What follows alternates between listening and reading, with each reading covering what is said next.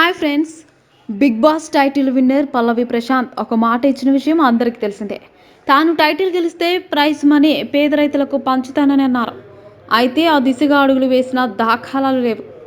Big boss season 7లో పల్లవి ప్రశాంత్ సెన్సేషన్గా అవతరించాడు. Commoner కోటలో హౌస్లో అడుగుపెట్టిన పల్లవి ప్రశాంత్ ఏకంగా టైటిల్ విన్నర్ అయ్యాడు. సీరియల్ నటుడు అమర్దీప్, పల్లవి ప్రశాంత్ టైటిల్ కోసం పోటీ పడ్డారు. ప్రేక్షకుల ఓట్లతో పల్లవి ప్రశాంత్ టైటిల్ కైవశం చేసుకున్నారు. విన్నర్గా పల్లవి ప్రశాంత్ 35 లక్షల ప్రైజ్ మనీ, ఒక కారు, డైమండ్ నెక్లెస్ బహుమతులుగా అందుకున్నాడు. ప్రేక్షకుల మనసులు గెలిచేందుకు పల్లవి ప్రశాంత్ చాలా కష్టపడ్డాడు. టాస్క్లు, గేమ్స్లో సత్తా చాటాడు. అలాగే రైతు బిడ్డ ట్యాగ్ కూడా అతనికి బాగా ఉపయోగపడింది. కాగా ఒకవేళ తాను టైటిల్ విన్నర్ అయితే ఆ డబ్బులు పేద రైతులకు పంచిపెడతానని హామీ ఇచ్చాడు కూడా. బిగ్ బాస్ షో వేదికగా ఈ మాట పలుమార్లు చెప్పాడు. మరి చెప్పినట్లే పల్లవి ప్రశాంత్ తాను గెలుచుకున్న డబ్బులు పేద రైతులకు పంచాడా లేదా అనే సందేహాలు మొదలయ్యాయి అందరిలో. షో ముగిసి 2 నెలలు కావస్తుంది.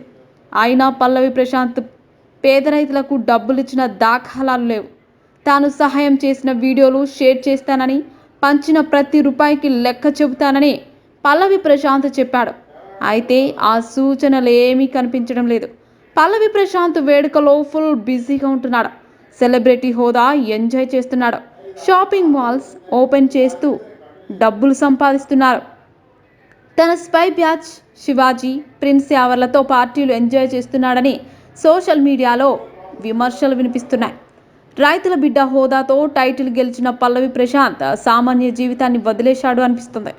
ఒకసారి లగ్జరీలకు అలవాటు పడ్డాక ఎండలో చాకిరీ చేయడం అంత సులభం కాదు. పల్లవి ప్రశాంత్ ఇకపై వ్యవసాయం చేయకపోవచ్చు అంటున్నారు. ఆ మధ్య శివాజీ పల్లవి ప్రశాంత్ని నటుడు ధనుష్తో పోల్చాడు.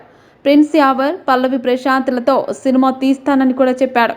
కెరియర్లో ఎదగాలని ఎవరైనా కోరుకుంటారు. పల్లవి ప్రశాంత్ ఇచ్చిన హామీ ప్రకారం ప్రైజ్ మనీ రైతులకు పంచాలని అంటున్నారు. మరిన్ని ఇంట్రెస్టింగ్ అప్డేట్స్ కోసం మా ఛానల్ని సబ్స్క్రైబ్ చేసుకోండి.